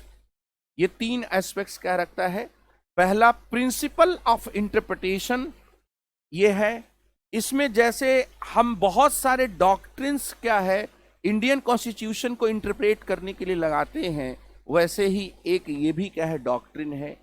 इसके साथ ही ये क्या है, हम इसे क्या है कि as a principle of judicial review के रूप में भी अप्लाई करते हैं। और इसीलिए जुडिशियल रिव्यू का जो स्कोप है, उस स्कोप को इसने क्या है, एक्सटेंड कर दिया। और इसके साथ ही ये भी बताता है कि Indian parliament has power to amend the constitution, but this power has implicit limitations, and this limitation is about to the basic structure of the constitution. तो ये क्या है, इंडियन पार्लियामेंट के पास अमेंडमेंट का अनलिमिटेड पावर क्या है, नहीं है। ये है डॉक्ट्रिन ऑफ बेसिक स्ट्रक्चर। तो फिर से मैं बता देता हूं कि doctrine of basic structure is the set of principles, features और system in which you can't amend. आप कुछ भी क्या है, अमेंड नहीं कर सकते in context of the Indian constitution. This doctrine was propounded in 1973 Keswanand Bharati versus Kerala state case, and there was a mutt, there was a religious place, and the land of this religious place which belonged to the Kasargod Kerala state government has acquired the land, government ने land को क्या कर लिया, acquire कर लिया. And this land was acquired under the law of 1963, Kerala land acquisition law. And after this Keshavananda Bharati as a petitioner, His Holiness had challenged the ninth schedule power to amendment of article 368, article 368. और ये पूरी इसकी क्या है story है. अब इसमें मैंने आपको बताया कि ये आर्टिकल 368 के ऊपर लिमिटेशंस को इंपोज करके बेसिक स्ट्रक्चर की तरफ क्या इसमें बताया गया. बेसिक स्ट्रक्चर में अमेंडमेंट नहीं हो सकता, ये आपको बताया गया. अब यहां पर इसके बाद क्या है, हम लोग ये देखेंगे कि इसका क्या, इसको फिर से रीअफर्म किया गया. तो बेसिक स्ट्रक्चर के डॉक्ट्रिन को बच्चों आपको जानकर ये सरप्राइज होगा कि इसको फिर से कोर्ट ने रीअफर्म किया. तो यहां पर कि जो डॉक्ट्रिन ऑफ जो बेसिक स्ट्रक्चर है, डॉक्ट्रिन ऑफ बेसिक स्ट्रक्चर जो है, it was propounded in Keshavananda Bharati case. Keshavananda Bharati versus Kerala 1973 case, ये प्रोपाउंड किया गया. इसके बाद बच्चों क्या है, इसको रीअफर्म्ड किया गया. और ये रीअफर्म्ड किया गया किस केस में, ये रीअफर्म्ड किया गया यहां इंदिरा गांधी वर्सेस राजनारायण केस में. यहां पर Indira Gandhi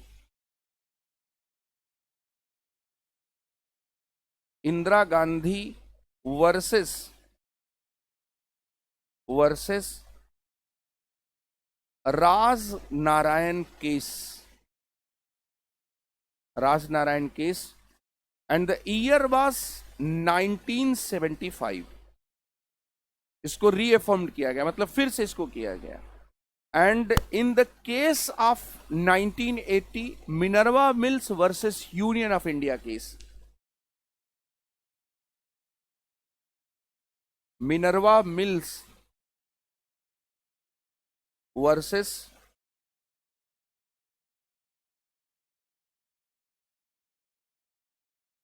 union of India case, ये 1980 में क्या किया गया, इसको रीअफर्म किया गया. ठीक है. फिर इसके साथ ही बच्चों इस पूरे डॉक्ट्रिन का न्यू डेवलपमेंट हुआ.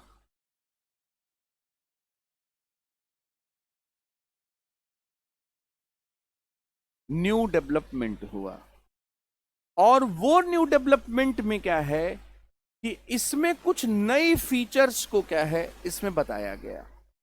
ये न्यू डेवलपमेंट जो हुआ उसको आप ऐसे समझ सकते हैं एक एग्जाम्पल के थ्रू कि हमने क्या किया कि जो जजेज हैं, इन जजेस के अपॉइंटमेंट के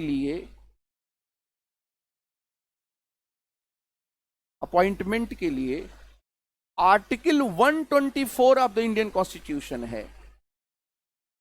इसमें जो जुडिशियल इंटरप्रिटेशन थी, वो जुडिशियल इंटरप्रिटेशन ये थी कि कोलेजियम के रिकमेंडेशन पर प्रेसिडेंट क्या है, वो सुप्रीम कोर्ट के जजेस और इसके साथ ही हाई कोर्ट के जो जजेज हैं, उन जजेस को क्या करेंगे, अपॉइंट करेंगे.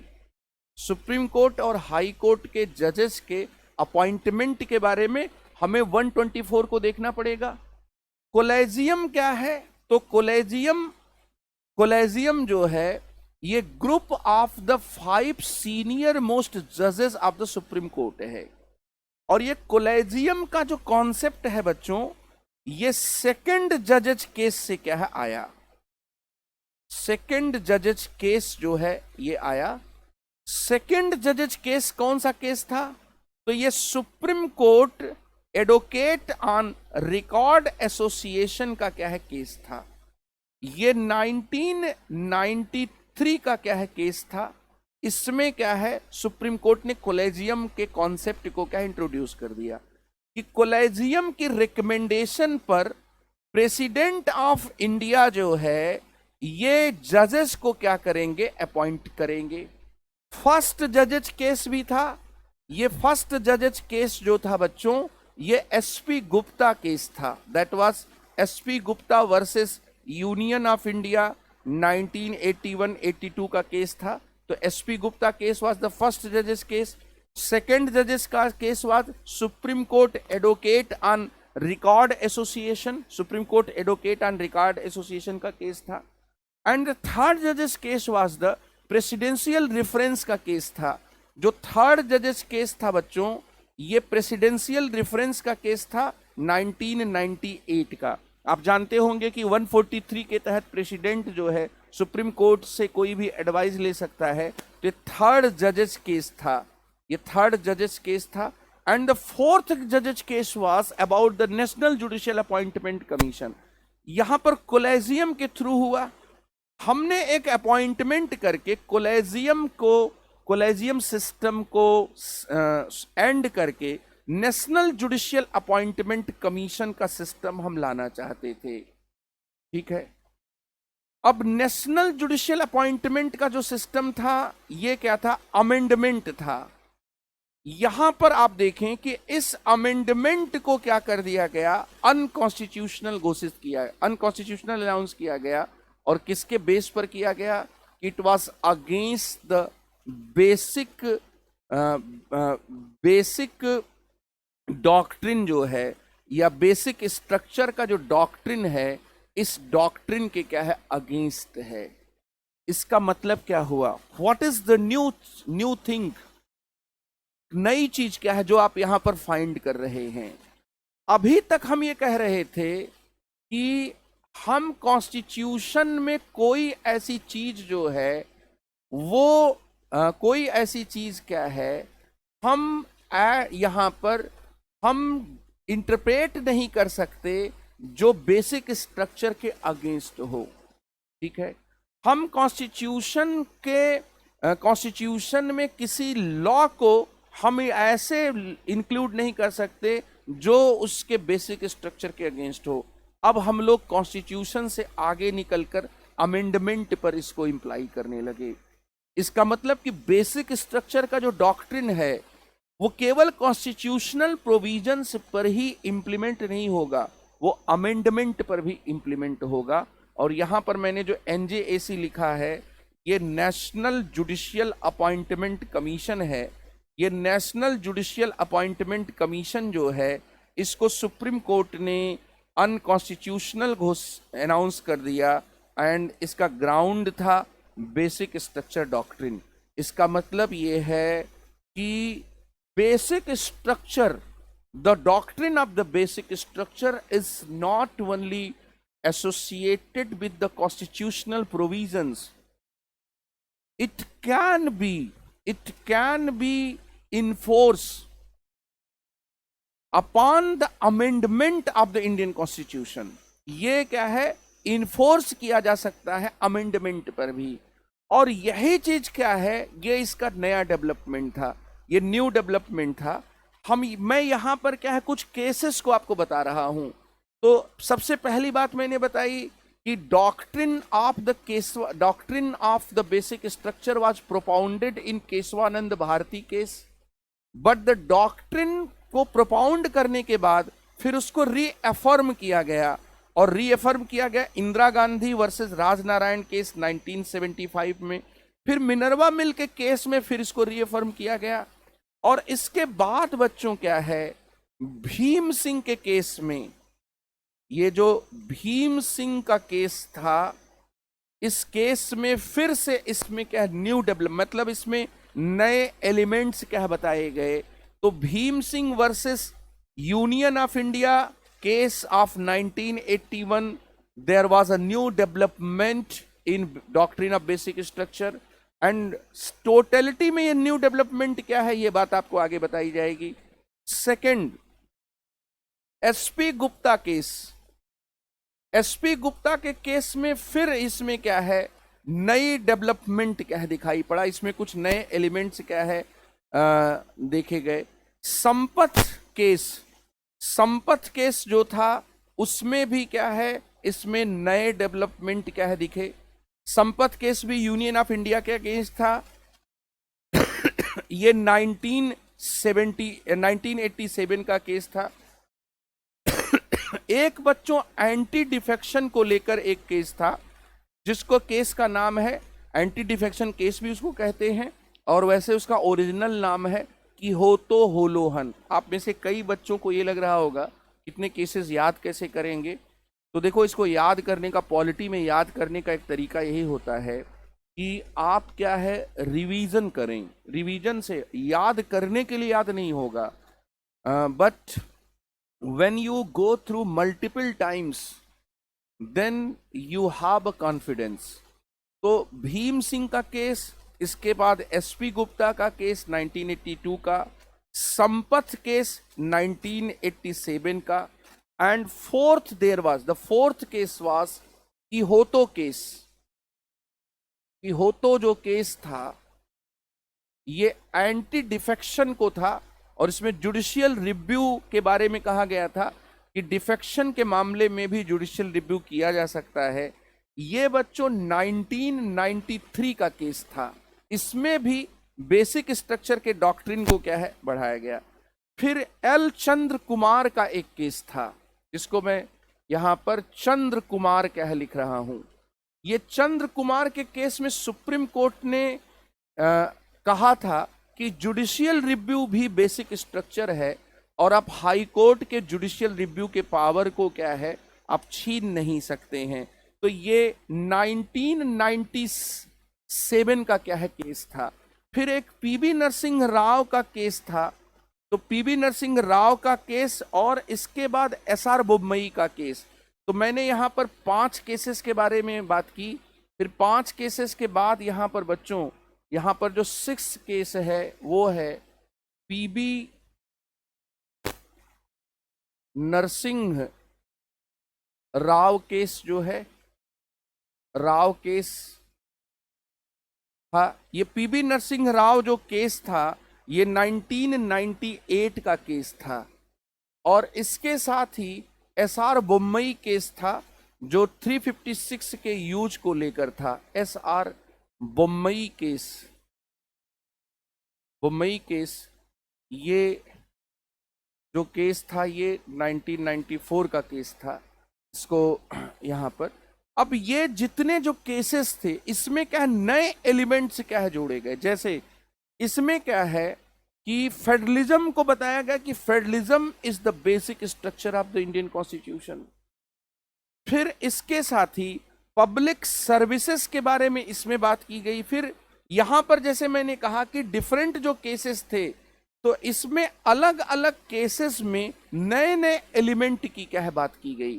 तो बेसिक स्ट्रक्चर के डॉक्ट्रिन को रीअफर्म करने के बाद उसमें कुछ नए डेवलपमेंट भी आए, और आज जो हम लोग बेसिक स्ट्रक्चर के भीतर जो चीजें पाते हैं, तो यहां पर कि फीचर्स ऑफ, जो मोस्ट इंपॉर्टेंट चीज है वो है कि आज जो डिफरेंट केसेस हैं, उन डिफरेंट केसेस में डिसीजंस के बाद जो है फीचर्स ऑफ जो बेसिक स्ट्रक्चर है, इस फीचर्स ऑफ बेसिक स्ट्रक्चर को क्या है, आप देखिए जो फीचर्स ऑफ बेसिक स्ट्रक्चर है उसमें एक फीचर है सुप्रीमेसी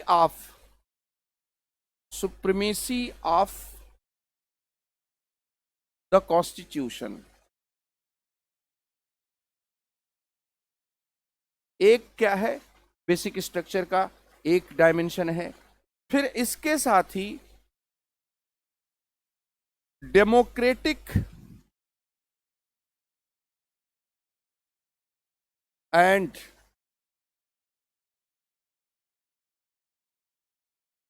रिपब्लिक स्टेट जो भी है वो भी बेसिक स्ट्रक्चर है। मतलब इसको भी आप चेंज करके क्या है, you can't change them, you can't amend them, ये है। फिर इसके साथ ही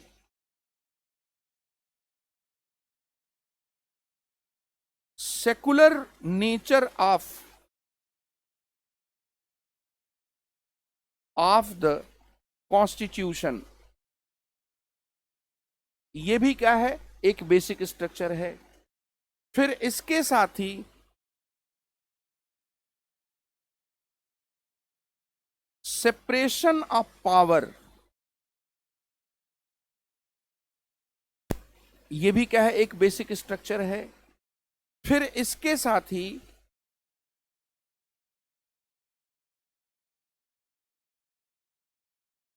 फेडरल नेचर ऑफ द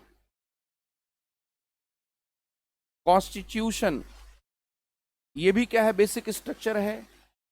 और इसके साथ ही सॉवरेनिटी ऑफ इंडिया,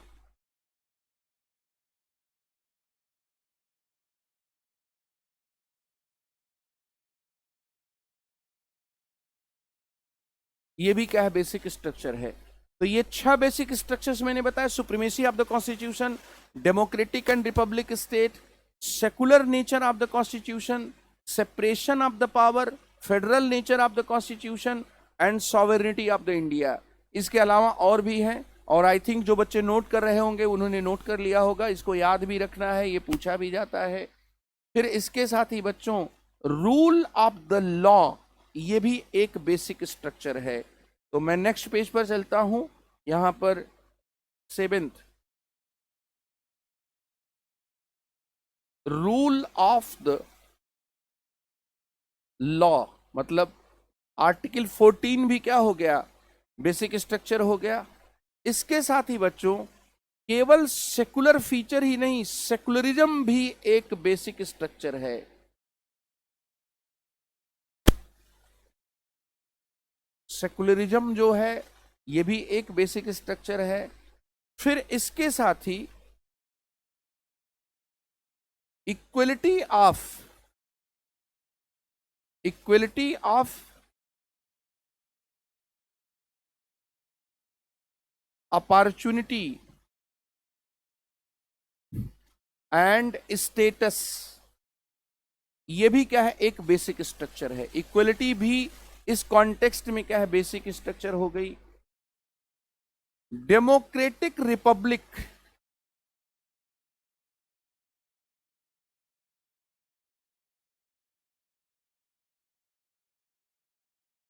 ये भी क्या है, बेसिक स्ट्रक्चर है। Parliamentary democracy, parliamentary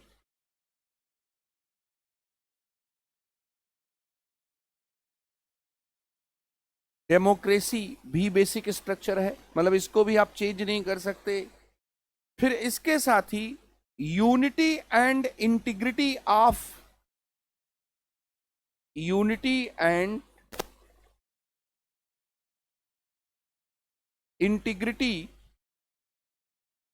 of nation, ये भी क्या है, बेसिक स्ट्रक्चर है। जुडिशियल रिव्यू भी क्या है,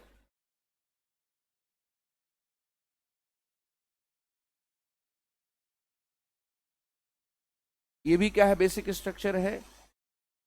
और इसके साथ ही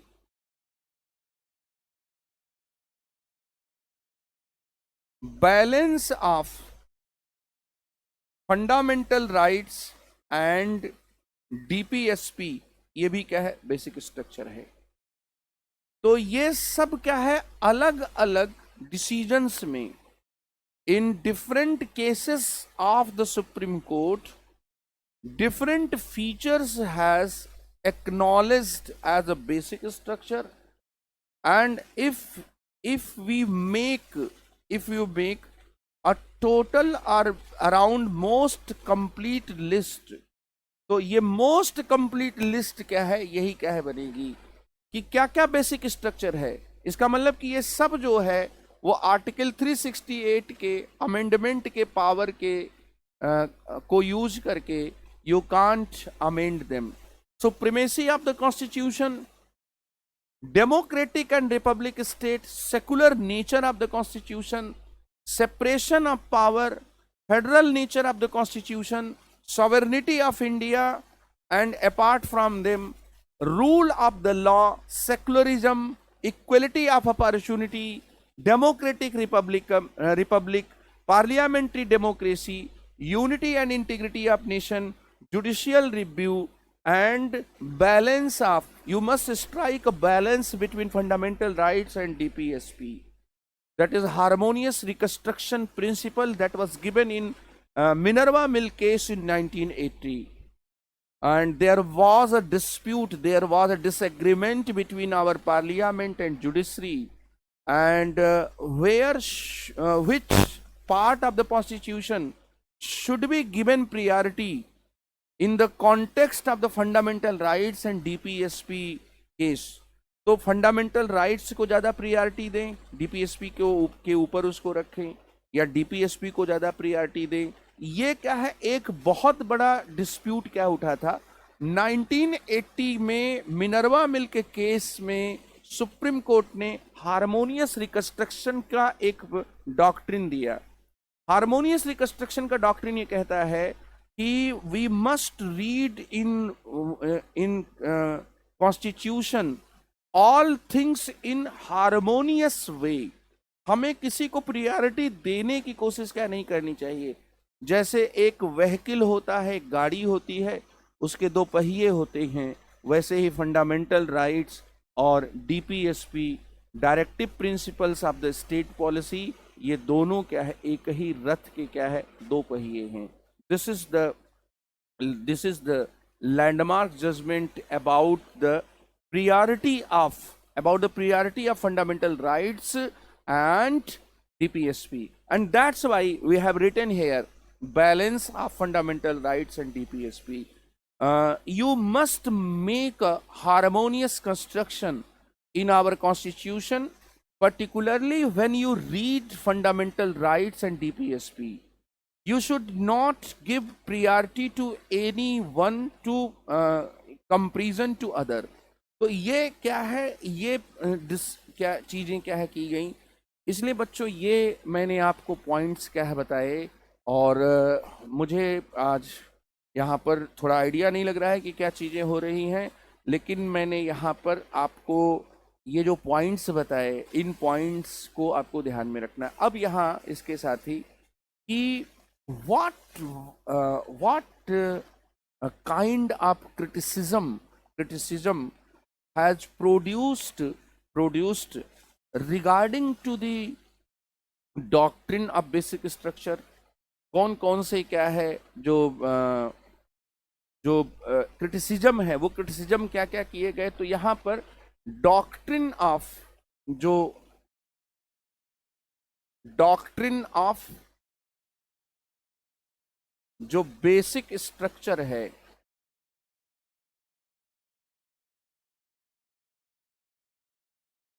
इसका जो क्रिटिसिज्म है, ये क्रिटिसिज्म आपको क्या है समझना है। जो क्रिटिसिज्म है उस क्रिटिसिज्म को क्या है समझना है। तो एक क्रिटिसिज्म जो है वो कहा जाता है कि लैक ऑफ क्लैरिटी है, क्योंकि आप कहते हो कि आपको कोई भी चीज सिंपली रीड करना चाहिए, और आपने कॉन्स्टिट्यूशन की रीडिंग करते करते कुछ ऐसी मीनिंग्स बता दी जो मीनिंग्स जो है सिंपल ऑर्डिनरी रीडिंग में पकड़ी ही नहीं जा सकती। इसलिए कहा जाता है कि लैक ऑफ क्लैरिटी है, और ये एम्बिग्युइटी को क्या है बढ़ा देता है, इंक्रीजेस एम्बिग्युइटी। तो यहां पर पहला जो है कि doctrine of basic structure leads to a perspective about the interpretation of the Indian constitution where you are engulfed with the lack of clarity। आप एक इनगल्फ हो जाते हैं लैक ऑफ क्लैरिटी को लेकर। तो यहां पर इसको हम लोग कहेंगे कि ये जो डॉक्ट्रिन है, ये डॉक्ट्रिन क्या है, ये लैक ऑफ क्लैरिटी को क्या है, ये लैक ऑफ क्लैरिटी को क्या है बढ़ाता है, लैक ऑफ क्लैरिटी को क्या है बढ़ाता है। फिर इसके साथ ही क्या है ये जो है ये क्या है, leading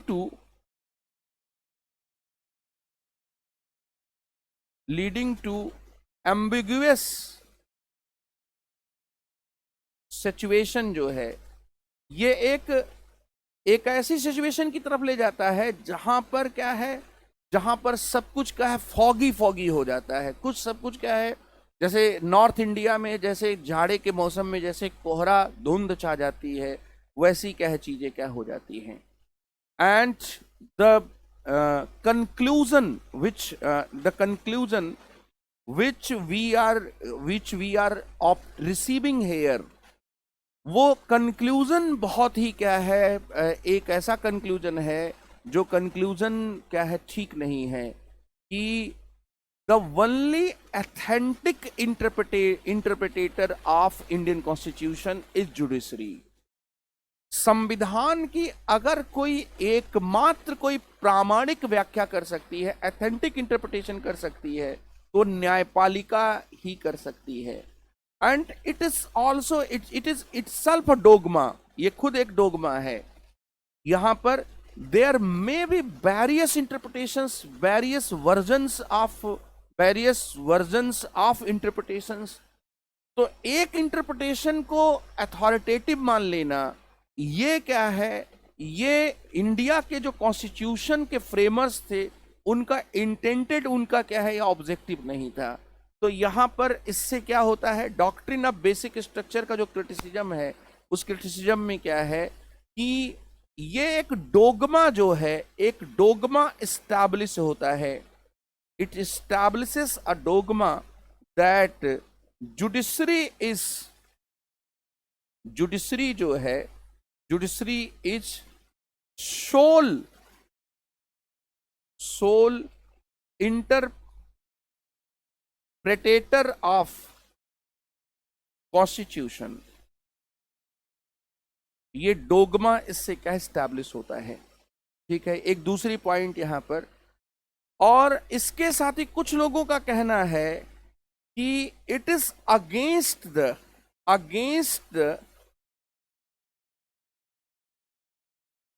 intentions of framers of the constitutions। जो कॉन्स्टिट्यूशन को फ्रेम करने वाले लोग थे, उन कॉन्स्टिट्यूशन को फ्रेम करने वाले लोगों ने कभी भी ऐसी कोई बात नहीं की। दरअसल जो हमारा जो कॉन्स्टिट्यूशन था उसमें फ्लेक्सिबिलिटी और रिजिडिटी दोनों का एक बैलेंस क्या बनाया जा रहा था। तो ये कहना कि कुछ चीजें पार्लियामेंट अमेंड नहीं कर सकती है, ये बात कहीं पर भी जो फ्रेमर्स थे कॉन्स्टिट्यूशन के, जो संविधान को बनाने वाले लोग थे, उन्होंने क्या है नहीं दी। इसके साथ ही doctrine of basic structure provides a power of veto to Supreme Court of India. और ये पावर ऑफ वीटो क्या है, ये पावर ऑफ वीटो क्या करता है, power of veto is just like power of veto which is holding bye supreme Court of India. तो ये सुप्रीम कोर्ट को क्या है, एक पावर ऑफ वीटो क्या है दे देता है, एक ये बात कही जाती है। And we have a delicate balance in our parliament and judiciary if we read the intention of the framers of the Indian constitution. हमारा जो कॉन्स्टिट्यूशन है उसमें पार्लियामेंट को अपने एरिया में, अपने स्कोप में, वहां पर उसको सॉवरेन बनाया गया है और जुडिशरी को अपने एरिया में सुप्रीम बनाया गया है। लेकिन जो ये बैलेंस है, मतलब ये डॉक्ट्रिन ऑफ बेसिक स्ट्रक्चर जो है, जो बैलेंस था, और बैलेंस किसके बीच में था, parliamentary sovereignty and judicial supremacy, उस बैलेंस को क्या करती है, ब्रेक कर देती है। और इसको वो क्या है, हमारे पूरे गवर्नमेंट के सिस्टम को, इसमें जुडिशरी को टॉप पर ले जाती है। तो यहां पर एक इसकी ये भी क्रिटिसिज्म की क्या की जाती है कि ये जो बैलेंस है, मतलब it's leads a imbalance in which judiciary is super parliament. Judiciary is over the parliament. और ये इम्बैलेंस कई बार आप देखेंगे पॉलिटिकल डिबेट्स में आते हैं। Our vice president has some time ago, कुछ दिन पहले ही उन्होंने क्या है ये बात क्या है कही थी। तो एक इम्बैलेंस क्या है, इम्बैलेंस क्या हुआ कि parliamentary sovereignty and judicial supremacy, इन दोनों को हमने क्या है एक्सेप्ट नहीं किया था। हम न तो अमेरिकन मॉडल में जो जुडिशियल सुप्रीमेसी थी जिसमें जुडिशियल रिव्यू का पावर था और वो पावर क्या है बहुत ज्यादा था, हम उसको भी क्या फॉलो नहीं कर रहे थे। और हमने ब्रिटिश मॉडल को भी फॉलो नहीं किया। ब्रिटिश मॉडल में पार्लियामेंट सॉवरेन होती है और पार्लियामेंट कैन डू एनीथिंग, ये वहां की स्थिति है। यहाँ पर क्या है कि इम्बैलेंस आता है, और वो इम्बैलेंस क्या आता है कि जुडिशियल सुप्रीमेसी जो है, ये जो जुडिशियल सुप्रीमेसी है, ये जुडिशियल सुप्रीमेसी क्या होती है, ये एस्टैब्लिश क्या है होती है। और इसके साथ ही under article 32, under article 141 and under article 142, in the context of the doctrine of basic structure, Indian Supreme Court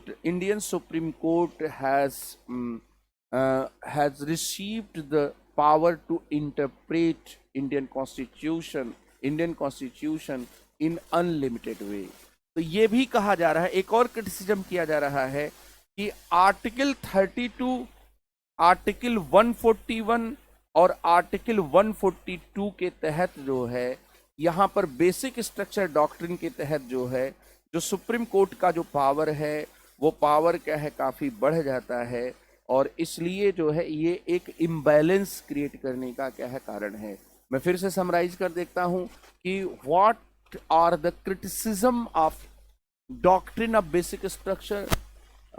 Doctrine of basic structure leads to a situation where we have a lack of clarity, and it's just leading to an ambiguous situation, because after parliament, when any act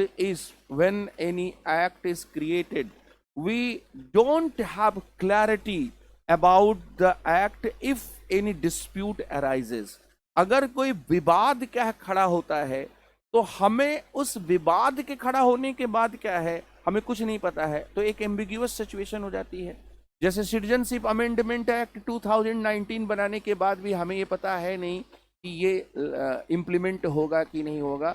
तो it's leads situation, it's leads a foggy situation where nothing is clear, कुछ भी क्या clear नहीं है। Dogma एक यहाँ पर क्या इस्टेब्लिश होता है कि we arrive at a dogma, at a conclusion that the judiciary is the sole interpreter of Indian constitution, and it's some way its overwhelming power, it's leads to overwhelming power. ये dogma क्या establish होता है against the intention of the framers of the constitution, because if our framers of the Indian Constitution has any framers of the Indian Constitution have any intention to give a supreme power of interpretation of Indian Constitution to Indian judiciary, they must have included article in our Constitution। लेकिन उन्होंने ऐसा कुछ भी नहीं किया, तो इसलिए ये कहा जाता है कि against the intention of the framers of the constitution है। इसके साथ ही सुप्रीम कोर्ट को इससे पावर ऑफ वीटो जैसा एक पावर मिल जाता है, एक इम्बैलेंस इससे क्रिएट हुआ है। And we just want to strike a balance between parliamentary sovereignty and judicial supremacy. And when you read the features of the Indian constitution, you will find the feature Indian constitutions, framers of the Indian Constitution just want to strike a balance between parliamentary sovereignty and judicial supremacy। वो संसदीय संप्रभुता और इसके साथ ही जो हम लोग ये कह सकते हैं कि न्यायिक सर्वोच्चता के बीच में एक समन्वय स्थापित करना चाहते थे। लेकिन बेसिक स्ट्रक्चर के डॉक्ट्रिन ने क्या किया, संसद सरकार सब नीचे है, जो जुडिशरी है वो क्या है अपर हैंड उसमें आ गया। और इसके साथ ही क्या है आर्टिकल 32, आर्टिकल 141 और आर्टिकल 142 जो है वो क्या है, इसके थ्रू जो है कॉन्स्टिट्यूशन को लेकर एक ऐसा पावर जुडिशरी को मिलता है जिसको जो पावर की कोई लिमिट क्या है नहीं है। ये है बच्चों, this one is the doctrine of basic structure, जिसको आपको क्या है अलग से भी पढ़ना है, और इवोल्यूशन ऑफ इंडियन कॉन्स्टिट्यूशन के पॉइंट ऑफ व्यू से भी मैंने आपसे डिस्कस किया। तो मैं इसको अब समराइज करता हूं कि मैंने क्या क्या आपसे डिस्कस किया। मैंने आपसे डिस्कस किया कि what it mean to a phrase of meaning of evolution. Meaning of evolution का क्या मतलब होता है भाई? तो evolution is not rewriting a new constitution, it means evolution is completely different phrase from the constitutional development। और evolution का मतलब होता है कि through judicial interpretation, through amendment by parliament and through political behavior and interaction, when you evolve a constitution according to the demand of the situation and time, that is evolution of the Indian constitution। And evolution takes place after the implementation of the constitution। when our constitution came into effect, then evolution starts। दो evolution उसके बाद क्या start होता है? why evolution?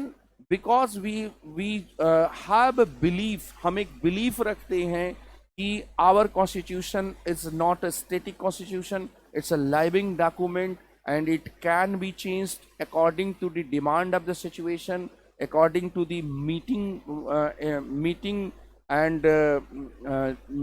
geopolitical situations। तो ये यहाँ पर इवोल्यूशन के संदर्भ में ये बात आपको बताना होगा। और इसके साथ ही इवोल्यूशन में जो 3 एस्पेक्ट्स हैं, तो जुडिशियल इंटरप्रिटेशन में मैंने आपको यहाँ पर बताया कि भाई जुडिशियल इंटरप्रिटेशन में क्या क्या है।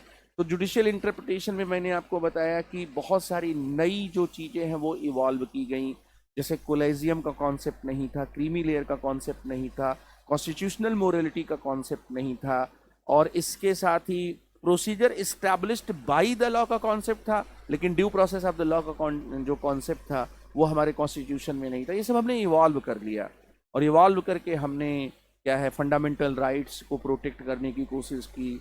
हमने जो अफर्मेटिव एक्शंस को लेकर जो डिस्प्यूट अराइज हुए उनको हमने क्या है पेसिफाई करने की कोशिश की। तो ये सब चीज़ें क्या हुई। तो नेक्स्ट क्लास में इसके बचे हुए जो पार्ट हैं उनको क्या है आपसे डिस्कस करेंगे। और आई होप क्लास में आपने ज़्यादातर बातें समझी होंगी। अगर कोई बात आपको समझ में नहीं आएगी तो नेक्स्ट क्लास में इस क्लास से जुड़ी हुई कोई भी क्वेश्चन जो अराइज करेंगे, उसका कोई भी डाउट जो होगा उसको हम लोग रिजॉल्व करेंगे। थैंक यू बच्चों, all the best, good luck.